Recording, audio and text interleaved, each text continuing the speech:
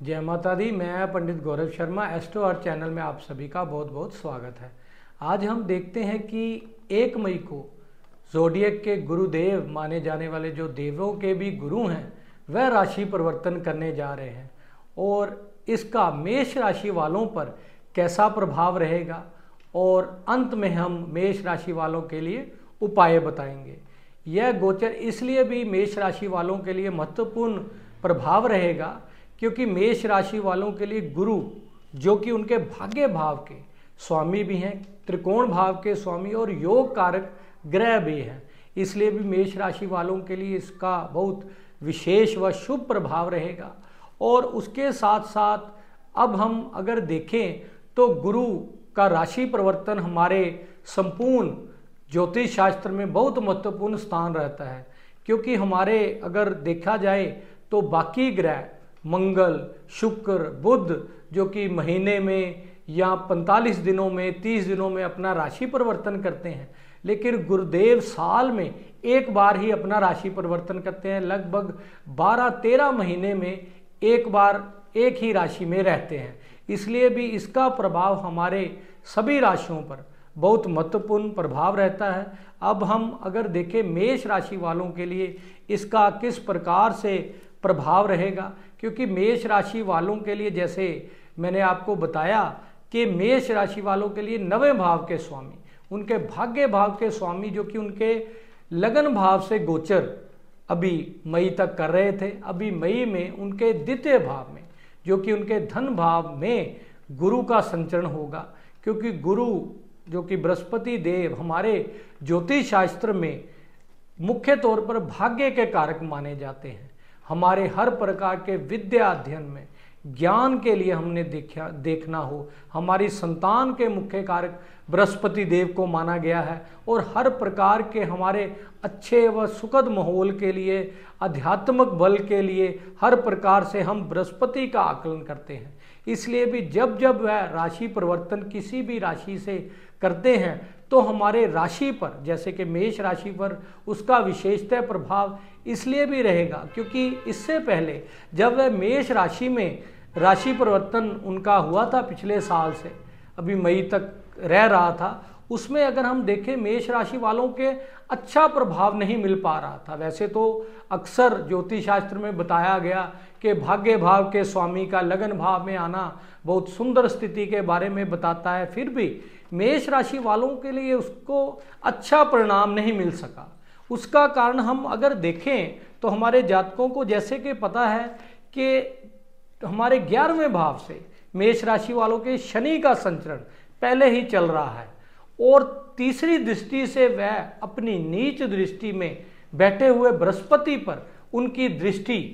विद्यमान थी। और इसलिए भी मेष राशि वालों के लिए कई यूट्यूबर या अक्सर बताया गया ज्योतिषियों द्वारा कि अच्छे परिणाम की प्राप्ति होगी, लेकिन मेष राशि वालों के नहीं हो सकी क्योंकि उनकी शनि महाराज जी की तीसरी दृष्टि, नीच दृष्टि उनके बृहस्पति पर होने से जो कि उनको अच्छे प्रभाव दिले हुए, क्योंकि शनि महाराज जी की दृष्टि शनि शनि वो काम करते हैं और लगन से ही बृहस्पति का गोचर उनके कहीं ना कहीं हेल्थ की प्रॉब्लम का होना, उनके कार्यों में डिले होना, कहीं ना कहीं मेष राशि वालों के इस प्रकार के योग बने हुए थे, जो इस बार मई से जैसे ही बृहस्पति देव मेष राशि वालों के लिए द्वितीय भाव में गोचर करेंगे तो मेष राशि वालों के लिए बहुत सुंदर स्थिति बनाएंगे, क्योंकि उनके धन भाव में धन भाव के कारक बृहस्पति का आना यह उत्तम धन योग के बारे में बताएगा, क्योंकि संपूर्ण वर्ष ही मेष राशि वालों के लिए बृहस्पति का गोचर द्वितीय भाव से रहेगा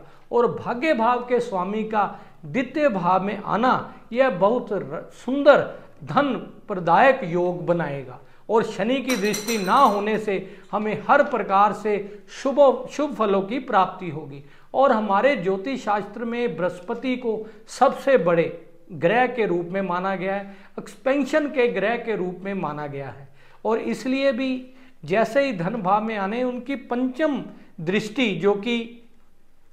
6ठे भाव से रहेगी और उनकी 9वीं दृष्टि हमारे 10म भाव से रहेगी, जो कि हमारे कर्म भाव का भी है। हमारे हर प्रकार से समाज में मान प्रतिष्ठा के लिए हम 10म भाव का आकलन करते हैं और उसमें भी अगर हम देखें तो हर प्रकार से हमें घर परिवार में अच्छे माहौल का बनना, हमारी वाणी के लिए शुभत्व की प्राप्ति होना। अगर हम वाणी के किसी भी कार्य में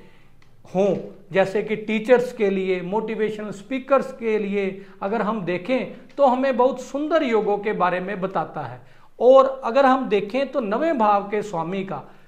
द्वितीय भाव से गोचर, यह भी बहुत सुंदर परिणाम के बारे में बताता है कि नवम भाव जो कि हमारा भाग्य भाव है और दूसरा भाव हमारा धन का भाव है, इसलिए हमारे भाग्य से धन की प्राप्ति के योग का होना। और छठे भाव में जैसे कि हमारे ज्योतिष शास्त्र में बृहस्पति की पंचम और नवम दृष्टि को बहुत ही शुभ योग कारक दिव्य अमृत दृष्टि भी माना गया है। छठा भाव जो हमारे रोग, रिपु, ऋण का भाव हम मानते हैं, इसलिए हमारे गुरु की दृष्टि या गुरु का गोचर जिस भाव में हो यह हमारे लिए हर प्रकार से शुभ माना जाता है, क्योंकि गुरु की दृष्टि में अमृत होता है। और गुरुदेव की दृष्टि छठे भाव में जैसे पड़ेगी पंचम दृष्टि, हमारे ऋण पिछले कई समय से हों उसमें हमें कहीं ना कहीं उतारने में लाभ की प्राप्ति हो सकती है, कुछ योग बन सकते हैं। हमारे दुश्मनों या दुश्मनों के लिए हानि का हमें योग बनाएगा, उसमें हमारा बचाव रहेगा। और हर प्रकार से हमारी जॉब कहीं ना कहीं कुछ देरी से हमें जॉब की प्राप्ति ना होना या जॉब में लाभ की प्राप्ति ना होना, उसमें भी इस दृष्टि से हमें कुछ लाभ के योग बन सकते हैं। और उसके साथ साथ हमारे दशम भाव पर जो कि हमारे कार्य क्षेत्र, हमारी बिजनेस, जॉब, कर्म क्षेत्र और समाज में मान प्रतिष्ठा के लिए हम दशम भाव का आकलन करते हैं, उसमें शुभ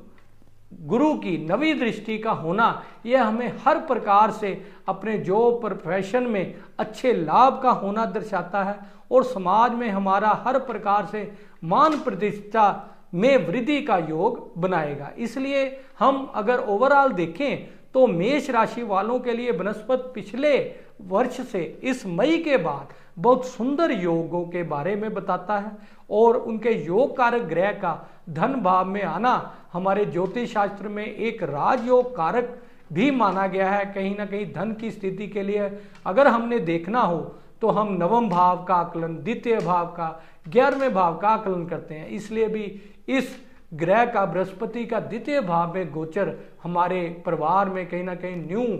बच्चे का जन्म होना या न्यू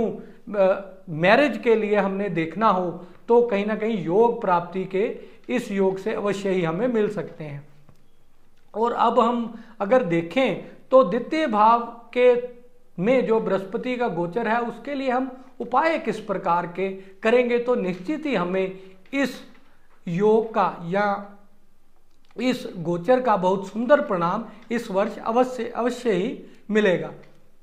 उसके लिए हम देखें तो द्वितीय भाव जो कि हर प्रकार से शुक्र व बृहस्पति से माना गया है, क्योंकि काल पुरुष कुंडली में शुक्र को द्वितीय भाव का स्वामी वृष राशि का और बृहस्पति को द्वितीय भाव के रूप में हम देखते हैं। उसमें अगर हम उपायों के तौर पे देखें तो हमें शुक्र और बृहस्पति का इकट्ठा उपाय किस प्रकार से हम करेंगे। हमने 2 किलो आलू उसमें हल्दी लगाकर गाय को हर शुक्रवार या वीरवार वाले दिन देना चाहिए, जिससे कि निश्चित ही हमें इस गोचर का या इस युति का, इस परिणाम का हमें बहुत सुंदर योगों की प्राप्ति हो सके। जय माता दी।